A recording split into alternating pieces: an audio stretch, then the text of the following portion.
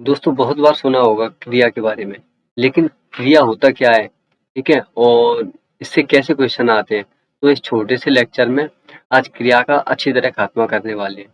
तो भले ही परीक्षा यूपीएसआई की हो या एसएससी जीडी हो, बीएसएफ बीएसएफ एचसीएम हो या फिर यूपी कांस्टेबल हो, इस क्रिया से प्रश्नों की अगर संख्या पूछी जाए, तो अगर प्रश्नों की संख्या मैं बताऊं तो 2 से 3 क्वेश्चन आते ही हैं प्रत्येक परीक्षा में। तो ये काफ़ी महत्वपूर्ण हो जाता है, ठीक है?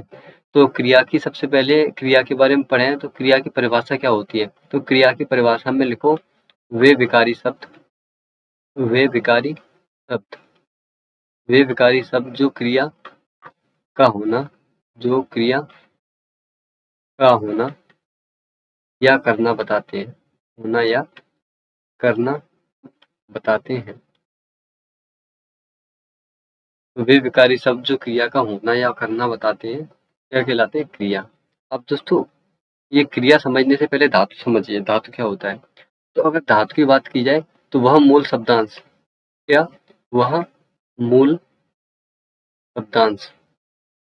वह मूल शब्दांश या शब्द जिससे क्रिया निर्मित होती है जिससे क्रिया निर्मित होती है। धातु क्या होती है? वह मूल शब्दांश या शब्द जिससे क्रिया निर्मित होती है। जैसे उदाहरण में अगर देखें तो धातु लिखिए हस, ठीक है? और रो और खा, ठीक है दोस्तों? अब क्या बोल रहा है? वह मूल शब्दांश जिससे क्रिया निर्मित होती है। अगर इसमें हस से क्या बनेगा? हंसना, ठीक है? रो से क्या बनेगा? रोना और खा से क्या बनेगा? खाना। लेकिन ये बना कैसे? तो बना कैसे? मूल शब्द यानी मूल धातु प्लस ना बराबर क्या बनती है? क्रिया, ठीक है? तो सब में ना ऐड कर दिया, इसमें भी ना ऐड कर दिया, इसमें भी और इसमें भी, तो वो क्या बन गई? क्रिया। तो ये जो पीछे अपन ऐड कर रहे हैं इसे ही क्या बोलते हैं?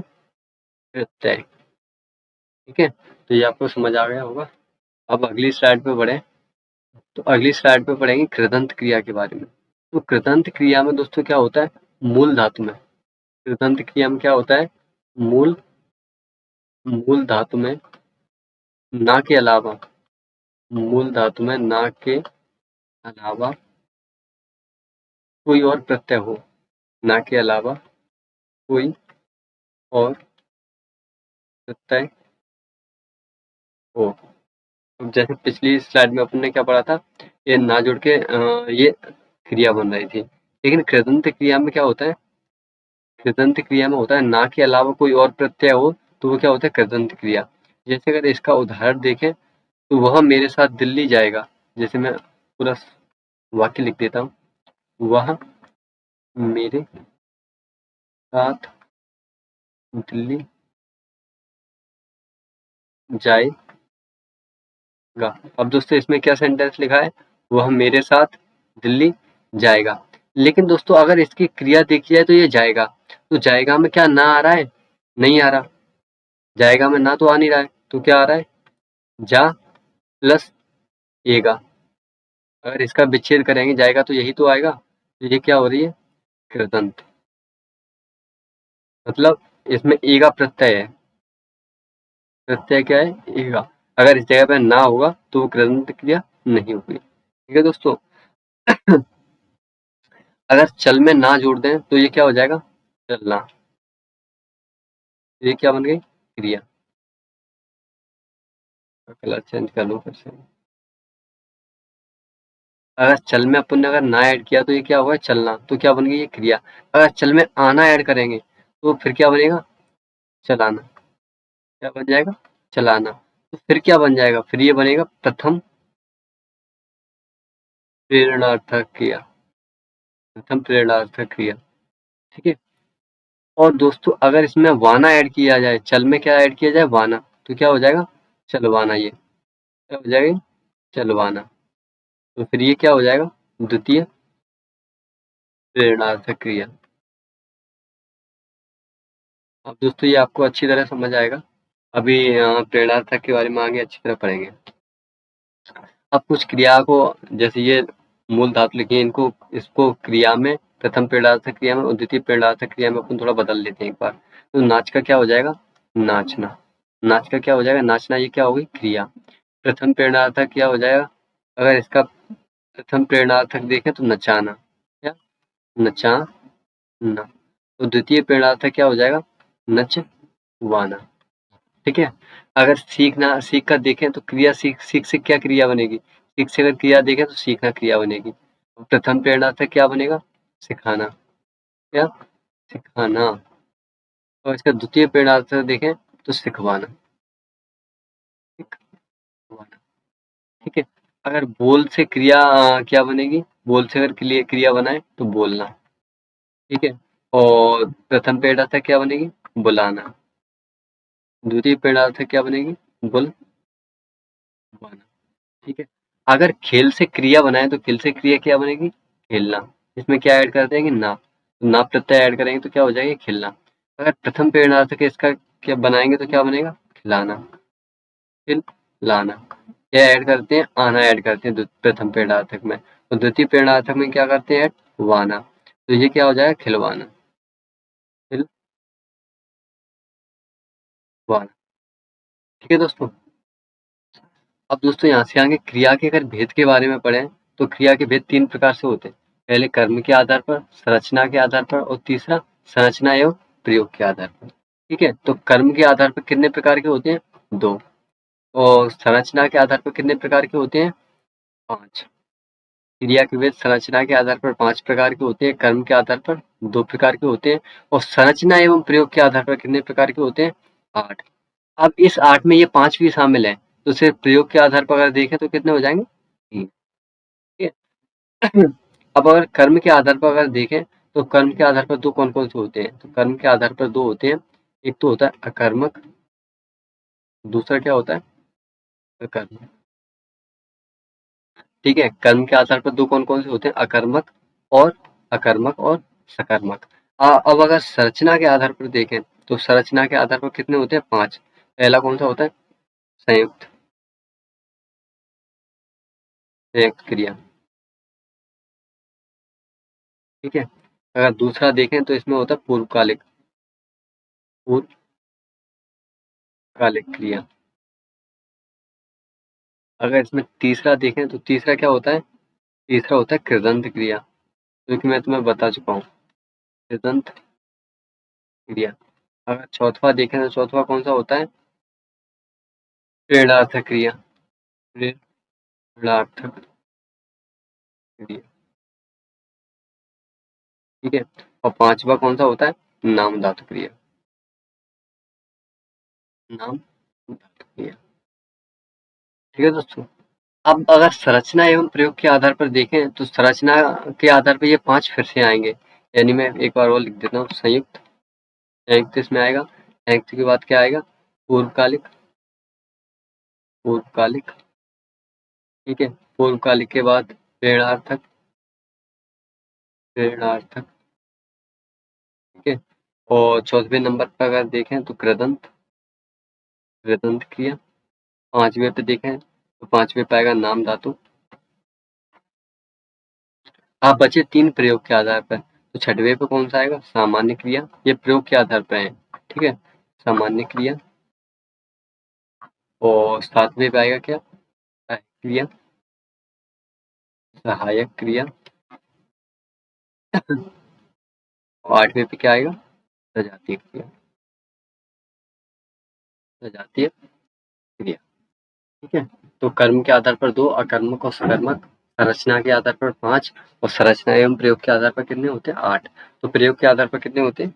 3। ठीक है दोस्तों। आप 1 बाय 1 सबको पढ़ेंगे, तो पहले पढ़ेंगे कर्म के आधार पर। अब अगर दोस्तों कर्म के आधार पर देखें तो कौन से होते हैं? अकर्मक और सकर्मक। अकर्मक का मतलब क्या होता है? कर्म रहित। कर्म रहित यानी जिसमें कर्म ना हो। सकर्मक का मतलब क्या होता है? कर्म रहित। कर्म रहित। ठीक है दोस्तों। अब अगर इसकी परिभाषा देखें परिभाषा क्या है, इसको अकर्मक को कैसे पहचानते तुम तो सिर्फ ये देखो। तो अकर्मक को कैसे पहचानते हैं, जिनमें क्या से प्रश्न करने पर जवाब ना मिले, यानी क्या से प्रश्न करने पर जवाब ना मिले, तो वो क्या होगा, अकर्मक। ठीक है। और अगर क्या से प्रश्न करने पर जवाब मिले, क्या से प्रश्न करने पर जवाब मिले, तो वो क्या होगा, अकर्मक। तो सकर्मक होगा। ठीक है। और जवाब ना मिले तो क्या होगा, वो अकर्मक होगा, अकर्मक हो। ठीक है, इतना समझ आया। अब अगर इसके उदाहरण देखें, तो जैसे मैं लिखूं, जैसे इसमें लिखो उड़ना, ठीक है, सोना, चलना, जागना, और देखो नाचना। ये रटने नहीं है आपको, मैं अभी अच्छी तरह आगे समझाऊंगा तुम्हें कैसे पहचानेंगे। हंसना, रोना और पीटना। ठीक है। अगर इसके उदाहरण देखें तो इसके उदाहरण में लिखो, जैसे खाना गाना, खाना और गाना, पीना, लिखना, ये सब किसमें आती है, सकारात्मक में। अब दोस्तों इसकी पहचान कैसे करें कि ये सकारात्मक है या आक्रामक। तो अब ये मैंने आपको इसके बारे में बता दिया। आक्रामक क्या होता है, कर्म रहित, यानी क्या से प्रश्न करने पर जवाब ना मिले तो वो क्या होगा, आक्रामक होगा। और क्या से प्रश्न करने पर अगर जवाब मिले तो वो क्या होगा, सकारात्मक। अब ये उदाहरण को भूल जाओ, जो उदाहरण मैंने लिखे अगर याद रख सकते हो रख लेना, नहीं तो मैं आपको समझाऊंगा तो समझ आ जाएगा। ठीक है, रटने की जरूरत नहीं है। अब प्रश्न लिखा है, ये प्रश्नों में अगर पहला प्रश्न देखें तो पक्षी आकाश में उड़ता है।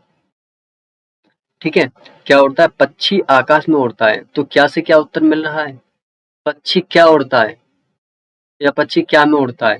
तो क्या उत्तर मिल रहा है, नहीं मिल रहा। ये पक्षी क्या है, पक्षी तो करता है ना, पक्षी करता है। और पक्षी क्या उड़ता है, क्या से उत्तर नहीं मिल रहा, तो ये क्या हो जाएगा, अकर्मक। क्या होगा, अकर्मक। अब वृक्ष से पत्ता गिरता है, तो वृक्ष से क्या गिरता है, तो ये क्या आएगा, अकर्मक, है ना। सकर्मक ही तो आएगा, वृक्ष से पत्ता गिरता है तो वृक्ष से क्या गिरता है, यानी सकर्मक। बिल्कुल गलत, ये नहीं आएगा। दोस्तों ये वृक्ष जो लिखा है वो वृक्ष करता नहीं है, करता तो इसमें क्या है, पत्ता। वृक्ष से क्या गिरता है, पत्ता। तो अगर ऐसा लिखा हो, पत्ता, मैं यहाँ पे लिखूं पत्ता वृक्ष से गिरता है।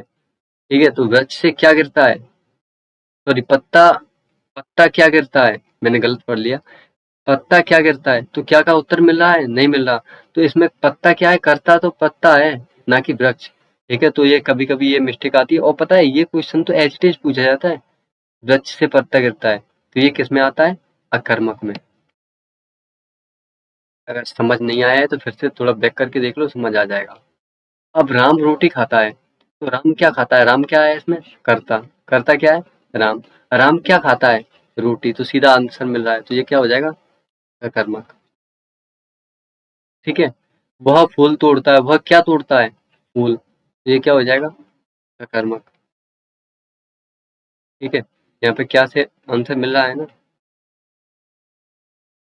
ठीक है, तो ये आपको समझ आ गया होगा। अब अगर आगे बढ़े तो अब सकर्मक में दोस्तों क्या होता है, एक तो एक कर्मक आते हैं और दूसरे क्या आते हैं, दुकर्मक या बहुकर्मक। तो एक कर्मक में क्या होता है, एक कर्मक में होता है एक कर्म हो, एक कर्म हो। ठीक है, द्विकर्मक में क्या होता है, दो या दो से अधिक, यानी टू प्लस कर्म हो। ये मैं थोड़ा शॉर्ट में लिख दिया, समझ जाओ। ये दो से अधिक कर्म हो।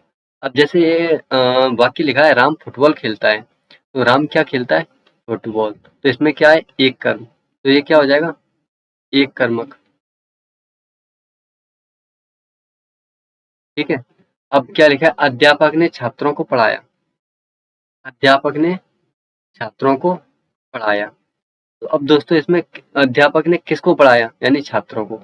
तो इसमें किसको का आंसर मिल रहा है, तो ये भी वैसे एक कर्मक में आएगा, लेकिन दोस्तों मैं अभी आपको बताऊंगा ये किसको का आंसर क्यों मिल रहा है, तो आपको अच्छी तरह आगे क्लियर हो जाएगा। अभी सिर्फ ये देख लो कि ये एक कर्मक में आ रहा है। ठीक है, तो ये दोनों किस में आएंगे, एक कर्मक सकर्मक। एक कर्मक सकर्मक। क्योंकि सकर्मक तो अपन पढ़ ही रहे हैं, तो ये सकर्मक में ये क्या है, एक कर्मक। ठीक है। अब अध्यापक ने छात्रों को संस्कृत पढ़ाई। अध्यापक ने छात्रों को संस्कृत पढ़ाई। संस्कृत पढ़ाया तो संस्कृत क्या होगा, क्या अध्यापक ने छात्रों को क्या पढ़ाया, यानी संस्कृत। तो इसमें क्या से उत्तर मिल रहा है, तो एक तो कर्म ये हुआ है, एक कर्म कौन सा हुआ है, एक ये हो गया, और किसको पढ़ाया छात्रों को, तो ये भी कर्म है। अब किसको वाला मैं अभी आपको आगे बता दूंगा। ठीक है, तो इसमें दो कर्म हो रहे हैं। अब मैंने नरेंद्र को चाय पिलाई। मैंने नरेंद्र को क्या पिलाया, यानी चाय, तो एक तो कर्म ये हो गया, और किसको पिलाया, नरेंद्र को, तो एक कर्म ये हो गया। अब हमने फुटबॉल खेली, हमने क्या खेला, फुटबॉल, तो ये भी क्या हो गया, एक कर्मक हो गया कि नहीं। श्याम ने सीता को अपना बच्चा दिया। तो श्याम ने किसको अपना बच्चा दिया, सीता को, और सीता को क्या दिया, बच्चा। ये सब किस में आ रहा है, ये दोनों किस में है, ये द्विकर्मक में। ठीक है। अब जो तुम्हारे डाउट्स है ना, वो अब मैं क्लियर करने जा रहा हूँ। तो एक कर्मक, यानी एक कर्म हो तो एक कर्म को, अगर एक कर्म को क्या कहते हैं, एक कर्म हो तो एक कर्म को कहते हैं मुख्य कर्म। एक कर्म हो तो एक कर्म को क्या कहते हैं, मुख्य कर्म। मुख्य कर्म या प्रत्यक्ष कर्म। प्रत्यक्ष कर्म। ठीक है। अब दोस्तों एक कर्म को मुख्य कर्म या प्रत्यक्ष कर्म कहते हैं, और दूसरे कर्म को क्या कहते हैं, दूसरे कर्म को कहते हैं गौड़ कर्म या गौड़ कर्म या अप्रत्यक्ष कर्म। अप्रत्यक्ष कर्म। ठीक है। अब अगर इसमें देखें तो क्या लगाकर पता करते हैं, क्या लगाकर पता करते हैं, तो वो क्या आता है, मुख्य कर्म। मुख्य कर्म। ठीक है, क्या लगाकर अगर आंसर मिले तो वो क्या होता है, मुख्य कर्म। और दोस्तों कौन किसको लगाकर पता आंसर मिले तो वो क्या होता है, गौड़ कर्म। गौड़ कर्म। ठीक है। मुख्य कर्म क्या होते हैं, ये सजीव भी हो सकते हैं, मुख्य कर्म सजीव भी हो सकते हैं और निर्जीव भी हो सकते हैं, लेकिन गौड़ कर्म होते हैं वो हमेशा क्या होते हैं, सजीव। ठीक है, तो क्या लगाकर पता करते हैं तो वो क्या आता है, मुख्य कर्म, और वो सजीव या निर्जीव हो सकते हैं, लेकिन कौन किसको लगाकर पता करते हैं वो क्या आता है, गौड़ कर्म। अब पीछे देखो, अब पीछे देखेंगे तो राम फुटबॉल फुटबॉल खेलता है, तो राम क्या खेलता है, फुटबॉल, तो यानी ये क्या हो गया, मुख्य कर्म। अध्यापक ने छात्रों को पढ़ाया। अध्यापक ने किसको पढ़ाया, छात्रों को, तो ये सजीव है कि नहीं, और किसको से आंसर मिल रहा है, तो ये क्या हो जाएगा, गौड़ कर्म। क्या आ जाएगा, ये गौड़ कर्म। ठीक है। अध्यापक ने छात्रों को संस्कृत पढ़ाया। अध्यापक ने छात्रों को क्या पढ़ाया, तो मुख्य कर्म में क्या मिल रहा है, ये क्या हो जाएगा, मुख्य कर्म, संस्कृत। लेकिन गौड़ कर्म क्या होगा, छात्रों, ये क्या हो जाएगा, गौड़ कर्म। ठीक है। मैंने नरेंद्र को चाय पिलाई, तो चाय किस में आएगा, मुख्य कर्म में, और नरेंद्र किस में आएगा, गौड़ कर्म में। ठीक है। तो ऐसे ही अब आगे बढ़ते हैं। अब दोस्तों यहाँ से आगे और क्वेश्चन देखें, तो आगे क्वेश्चन लिखा है, अध्यापक ने छात्रों को संस्कृत पढ़ाई। अब दोस्तों अध्यापक ने छात्रों को संस्कृत पढ़ाई, तो क्या से उत्तर मिल रहा है, यहाँ से किसका उत्तर मिल रहा है, संस्कृत का। ये क्या आ जाएगा, संस्कृत किस किस में आएगा, मुख्य कर्म।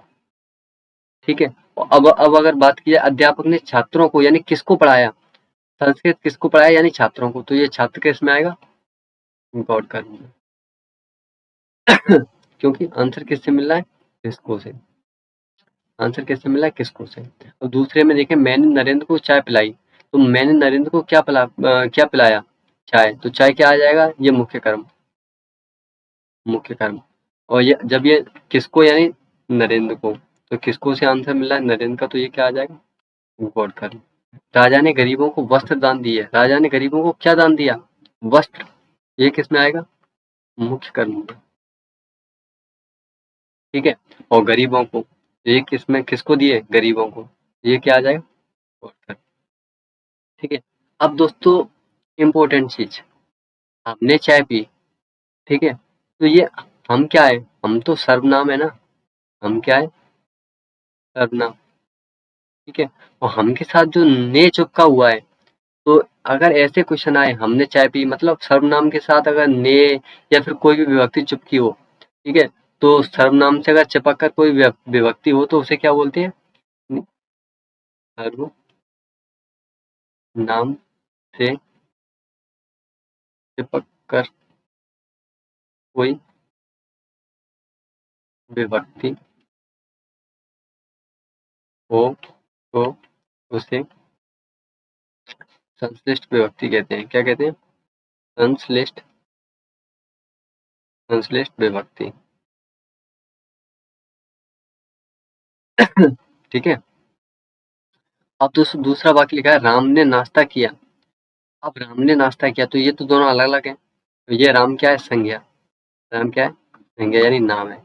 तो राम ने नाश्ता किया तो संज्ञा के साथ परंतु अलग लिखी हो, अब ये अलग लिखी है, संज्ञा के साथ कोई विभक्ति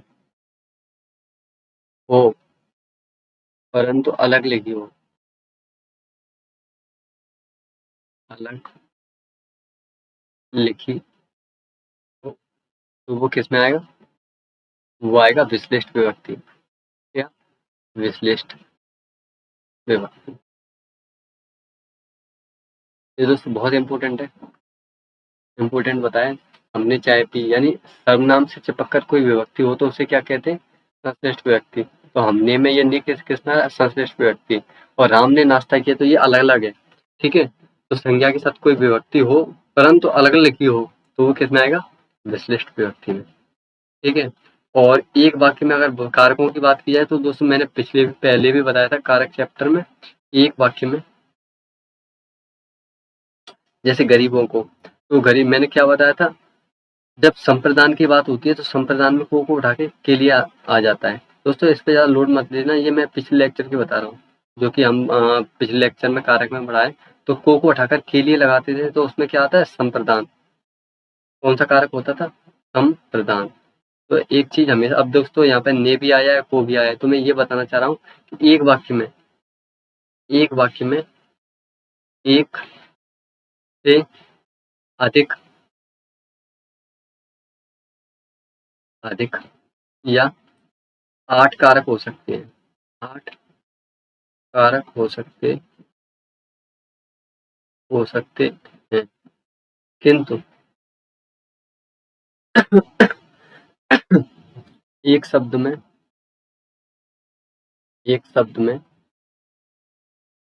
एक ही कारक होता है, एक ही कारक होता है। जैसे कि अब एक शब्द राजा, राजा के साथ एक ही तो आया है ये कारक, ठीक है, लेकिन वाक्य में 2 हो सकते हैं, 8 हो सकते हैं, ठीक है, कारकों की संख्या कितनी होती है, 8। अब दोस्तों यहाँ से आगे अगर बढ़ें, अब संरचना के आधार पर पढ़ेंगे। अब संरचना के आधार पर अगर पढ़ें तो संरचना के आधार पर सबसे पहले पढ़ेंगे संयुक्त क्रिया के बारे में।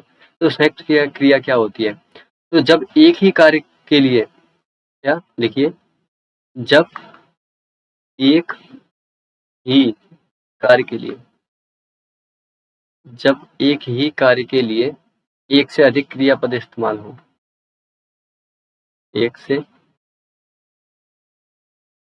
अधिक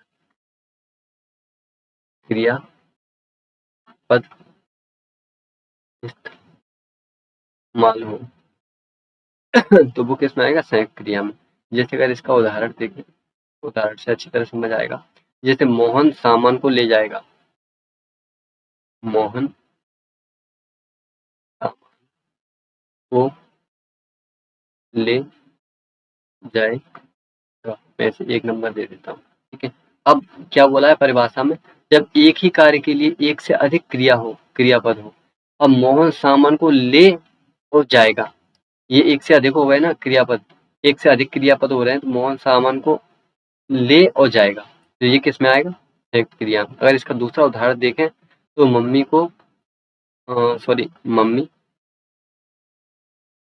की परी पानी पी लेगी, मम्मी की परी पानी पी लेगी। ठीक है, तो पानी पी और लेगी, मम्मी की परी पानी पी और लेगी, तो ये पीना, पी से मतलब पीना और लेना, ये क्रिया मिल रही है तो ये क्या हो जाएगा, नहीं। ठीक है, ऐसे ही लेना और जाना। ठीक है ना दोस्तों, ये संयुक्त क्रिया आपको समझ आ गया होगा। अब पढ़ेंगे पूर्वकालिक क्रिया के बारे में। अब दोस्तों पूर्वकालिक क्रिया में क्या होता है, पूर्वकालिक क्रिया में अगर देखें तो जब किसी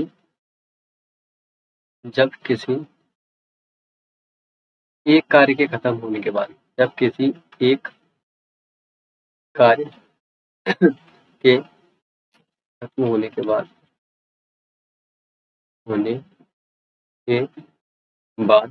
दूसरे किसी कार्य का होना पाया जाए, दूसरे किसी कार्य का होना पाया जाए, तो वो किस में आएगा, पूर्वकालिक क्रिया में। जैसे अगर इसका उदाहरण देखें, ये उदाहरण से अच्छी तरह समझ आएंगे। इसका उदाहरण देखें तो मोहन पढ़कर सोएगा, एक नंबर, मोहन पढ़कर सोएगा। इसका मतलब क्या है, वह पढ़ाई खत्म करने के बाद पढ़कर, यानी पढ़ाई खत्म करने के बाद सोएगा, यानी पूर्वकालिक पढ़कर। सबसे पहले काम क्या करेगा, वो पढ़ेगा पहले। ठीक है, अगर इसका दूसरा उदाहरण देखें तो मोहन खाकर पढ़ रहा है, मोहन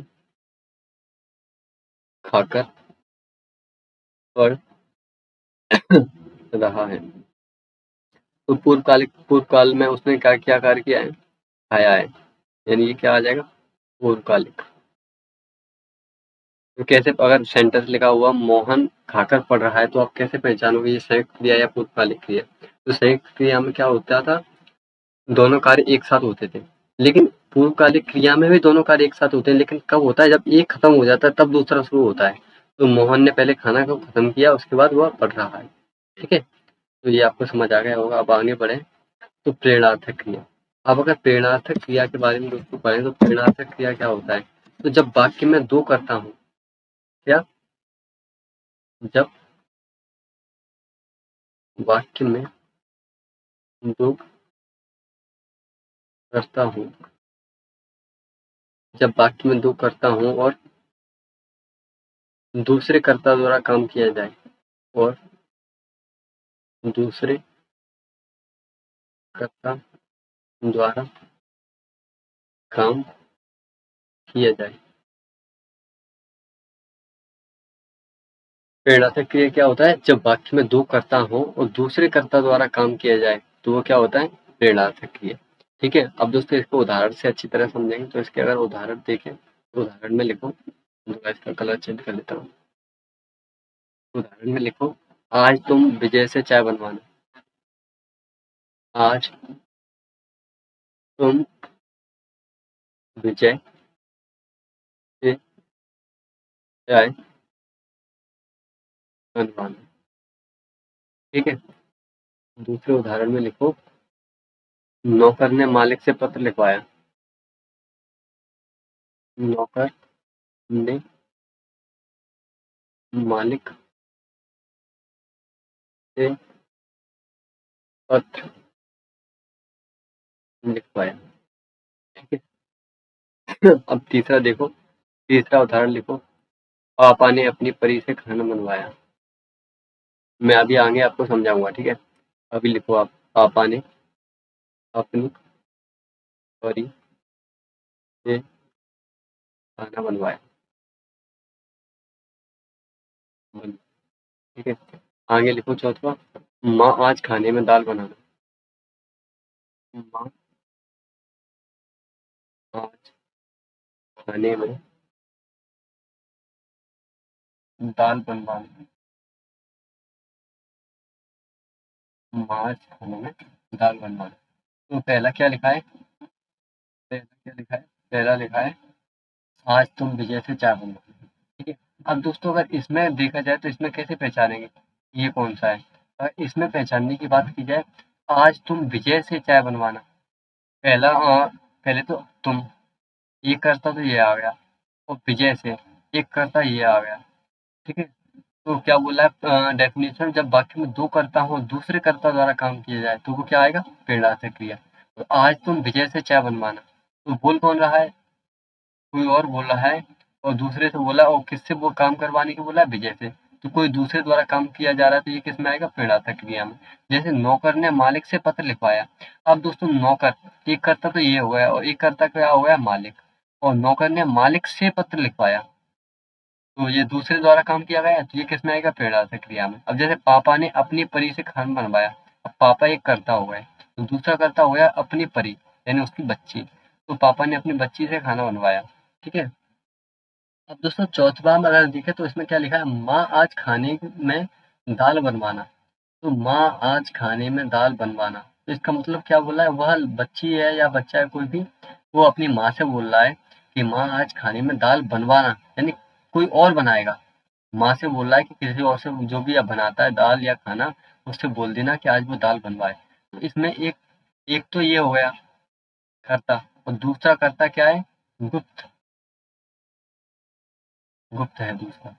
ठीक है, तो ये भी किस में आएगा, प्रेरणार्थक क्रिया में। ठीक है? अब नाम धातु क्रिया की बात की जाए तो नाम धातु क्रिया क्या होती है, तो वे क्रिया जो संज्ञा सर्वनाम और विशेषण से बनती है, यानी वे क्रिया, नाम धातु क्रिया क्या होती है, वे क्रिया जो संज्ञा सर्वनाम, संज्ञा सर्वनाम व विशेषण से बनती है। वे क्रिया जो संज्ञा सर्वनाम व विशेषण से बनती है, वो किस में आएगा, नाम धातु क्रिया में। ठीक है, अब जैसे मान लो लाठी लिखी है। अब लाठी, लाठी क्या है, लाठी एक संज्ञा है, और कौन सी संज्ञा है, जातिवाचक संज्ञा है। ठीक है, तो अगर इससे अपन नाम धातु क्रिया बनाएंगे तो इससे क्या हो जाएगा, जैसे मान लो जातिवाचक संज्ञा से अपन क्या बना रहे हैं, क्रिया, ये किस में हो जाएगा, लठियाना, क्या हो जाएगा, लठियाना। अब दोस्तों बात बात क्या है, एक भाव है, तो भाववाचक संज्ञा से, तो भाववाचक संज्ञा से क्या बन रहा है, अब नाम धातु क्रिया, तो बात का क्या हो जाएगा, बतियाना, बतियाना। अब गरम, गरम क्या है, गरम पानी, गरम दूध, तो ये तो एक विशेषण है। ठीक है, अब विशेषण से बनाएंगे तो गरम का क्या हो जाएगा, विशेषण से क्या बना रहे हैं, नाम धातु क्रिया, तो गरम का हो जाएगा गरमाना, गरमाना। लंगड़ा, लंगड़ा व्यक्ति। ठीक है, तो ये क्या है, विशेषण, विशेषण से क्या हो जाएगा, लंगड़ाना। अगर विशेषण से नाम धातु क्रिया बनाएंगे तो ये क्या हो जाएगा, लंगड़ाना। ठीक है, अब दुख, दुख यानी दुख क्या है, दुख को प्लेट में रख सकते हैं, नहीं रख सकते, तो मैंने भाववाचक संज्ञा हो गया कि नहीं, मैंने क्या बताया था, भाववाचक संज्ञा वो होती है जिसे पेट में नहीं रख सकते। तो भाववाचक संज्ञा से भाववाचक संज्ञा जो दुख हुआ लिखा हुआ है, उसका नाम धातु क्रिया में जब परिवर्तन करेंगे तो वो क्या हो जाएगा, दुखान, क्या, दुखान। अब दोस्तों चिकना, चिकना क्या है, चिकना चिकनी प्लेट। ठीक है, और या और कुछ भी ले सकते हैं, तो ये एक विशेषण है। विशेषण से जब ये बनाएगा बनेगा, विशेषण से नाम धातु क्रिया बनाएंगे तो ये क्या हो जाएगा, चिकनाना, चिकनाना। ठीक है, अपना, अपना क्या है, एक सर्वनाम है, अपना क्या है, सर्वनाम। अब सर्वनाम से बनाएंगे तो ये क्या हो जाएगा, अपनाना, अपनाना। अब दोस्तों गाली, गाली क्या है, एक भाववाचक संज्ञा है, भाववाचक संज्ञा, और भाववाचक संज्ञा से जब अपन नाम धातु क्रिया में परिवर्तन करेंगे तो ये क्या हो जाएगा, गरियाना, क्या, गरियाना। ठीक है दोस्तों, अब दोस्तों इसमें नीचे ये लिखा है, नाम धातु क्रिया अधिकतर आना यानी से जोड़कर बनाई जाती है। नाम धातु क्रिया अधिकतर, अधिकतर किससे जोड़कर बनाई जाती है, आना और ये आना से। ठीक है, अब दोस्तों यहाँ से आगे कृदंत क्रिया के बारे में पढ़े, तो कृदंत क्रिया के बारे में वैसे तो मैं स्टार्टिंग में बता ही चुका हूँ, और यहाँ पे और बताऊँ तो मूल धातु में ना प्रत्यय के अलावा कोई और प्रत्यय जुड़े, मूल धातु में ना प्रत्यय के अलावा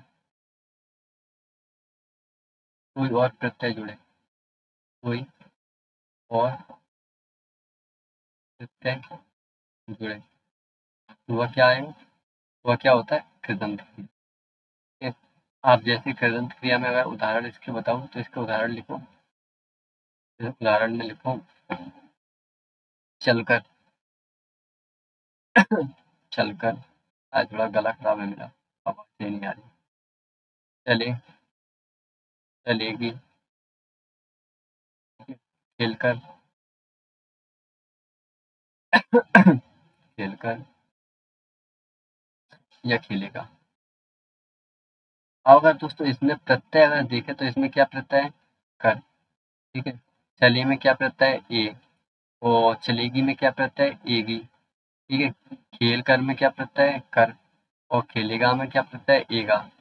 ठीक है। तो कृदंत क्रिया की क्या डेफिनेशन होती है, मूल धातु में ना प्रत्यय के अलावा कोई और प्रत्यय जुड़े तो वो किस में आएगा, कृदंत क्रिया में। ठीक है। तो इसमें चलकर, इसमें किसी में भी ना प्रत्यय नहीं आया तो ये सब किस में, कृदंत क्रिया में। ठीक है। अब यहाँ से आगे सहायक क्रिया पढ़ेंगे। मतलब कुल मिला के अब अपन पढ़ रहे हैं यहाँ से आगे उपयोग के आधार पर। किसके आधार पर, उपयोग के आधार पर। रचना के आधार पर अपने सारे पढ़ लिए। और दोस्तों मैं आपको बताऊं, अगर आपने ये लेक्चर देख रहे हैं और आपने पिछला लेक्चर संज्ञा सर्वनाम कारक वगैरह का नहीं देखा तो उसे आप पहले जाके जब जरूर कंप्लीट करें, क्योंकि सिर्फ एक चैप्टर से कुछ नहीं होगा, हिंदी तो पूरी पढ़नी पड़ेगी ना। तो सब इम्पोर्टेंट है। और मैं आशा करूँगा आप साथ ही साथ अपने नोट्स बना रहे होंगे, जिससे आप क्विक रिवीजन बाद में जल्दी से जल्दी कर सकें। ठीक है। और छोटे से छोटे नोट्स बनाओ। ज़्यादा से ज़्यादा लिखोगे तो उससे कुछ नहीं होने वाला। ऐसे नोट्स बनाओ कि मिनटों में उसका रिवीजन हो जाएगा। ठीक है। तो वही सही नोट्स है। अब दोस्तों सहायक क्रिया के बारे में अगर पढ़ें तो सहायक क्रिया क्या होती है, तो वह क्रिया जो मुख्य क्रिया की सहायता करती है। सहायक क्रिया क्या होती है, वह क्रिया वह क्रिया वह क्रिया जो मुख्य क्रिया की सहायता करती है। मुख्य क्रिया की सहायता करती है। वह क्रिया जो मुख्य क्रिया की सहायता करती है वो किसमें आती है, सहायक क्रिया में। ठीक है। अब इसका अगर उदाहरण देखें तो इसके उदाहरण में लिखो वह आता है, आता है। वह नहा चुका है। दूसरा लिखो वह नहा चुका है। वैसे तो इसे आप पहले से जानते होंगे, सहायक क्रिया जैसे इंग्लिश में क्या बोलते हैं, हेल्पिंग वर्ब। Helping verb. ठीक है। तो वह क्रिया जो मुख्य क्रिया की सहायता करती है क्या होती है, सहायक क्रिया। अब दोस्तों जैसे सेंटेंस लिखा हुआ है वह आता है, तो इसमें आ क्या है, आ है मुख्य क्रिया। आ क्या है, मुख्य क्रिया। तो ता क्या है, सहायक क्रिया। सहायक क्रिया। ठीक है। तो मुख्य क्रिया की मदद कौन कर रहा है, ता। वह क्रिया जो मुख्य क्रिया की सहायता करती है सहायक क्रिया कहलाती है। ठीक है। तो मुख्य क्रिया की सहायक क्रिया क्या कर रही है, मदद। ठीक है। अब जैसे वह नहा चुका है, वह नहा चुका है, तो नहाना क्या हो गया, ये मुख्य क्रिया हो गई। नहाना क्या हो गया, मुख्य क्रिया। और चुका क्या हो गया, सहायक क्रिया। क्या आप ऐसे लिख सकते हो, वह नहा है, तो इसका कोई मतलब रहेगा, नहीं रहेगा। वह नहा चुका है, जब चुका नहा, तो इस सहायक क्रिया मुख्य क्रिया की मदद कर रहा है, तभी तो सेंटेंस सही बन पा रहा है। ठीक है। तो आप सहायक क्रिया समझ गए होंगे। अब आगे बढ़े सामान्य क्रिया के बारे में। सामान्य क्रिया क्या होती है, जब किसी क्रिया को पूरा होने में सिर्फ एक पद जरूरी हो। जब किसी क्रिया के पूरे होने में एक पद जरूरी हो, जरूरी में फिर से लिख देता हूँ, जरूरी हो। ठीक है। तो जैसे इसका अगर उदाहरण देखें सामान्य क्रिया का, तो ममता आई,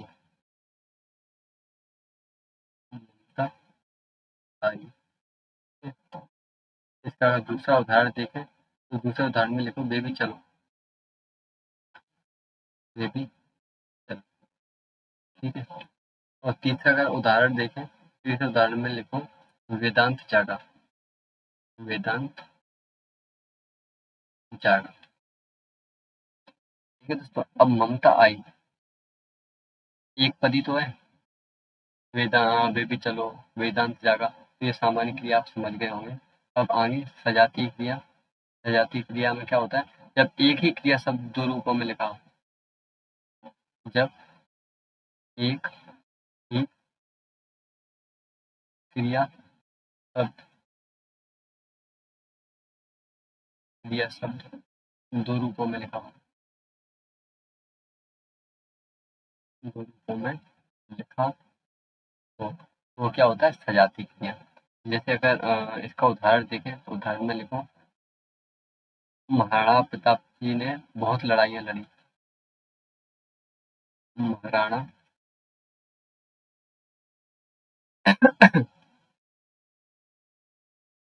महाराणा प्रताप जी ने बहुत बहुत सारी लड़ाइयाँ लड़ी। ठीक है, अब वो क्या बोला है डेफिनेशन में, जब एक ही क्रिया शब्द दो रूपों में लिखा हो, जैसे लड़ाइयाँ और लड़ी, दोनों एक ही शब्द है कि नहीं। ठीक है, अब इसका अगर दूसरा उदाहरण देखें, दूसरे उदाहरण में लिखो वह बहुत अच्छी लिखाई लिख रही है, वह बहुत अच्छी लिखाई लिख रही है। अब दोस्तों लिखाई और लिखना दोनों एक ही शब्द है कि नहीं, ये क्या होगा, सजाती क्रिया। तो दोस्तों ये बताओ, आप अपने आप अपना रिवीजन साथ ही साथ कर रहे हो या नहीं, ये आगे का पढ़ते जा रहे हो, पीछे का भूलते जा रहे हो, तो ऐसा नहीं करना है। ठीक है, पीछे का अच्छी तरह रिवाज करना है। अब इसमें लास्ट अनुकरणात्मक क्रिया, तो कभी कभी पूछ लेता है अनुकरणात्मक क्रिया क्या होती है, तो इसमें उदाहरण देखो, इसके उदाहरण में क्या आता है, मतलब भिन भिनाना, भिन भिनाना, हिन हिनाना, हिन हिनाना।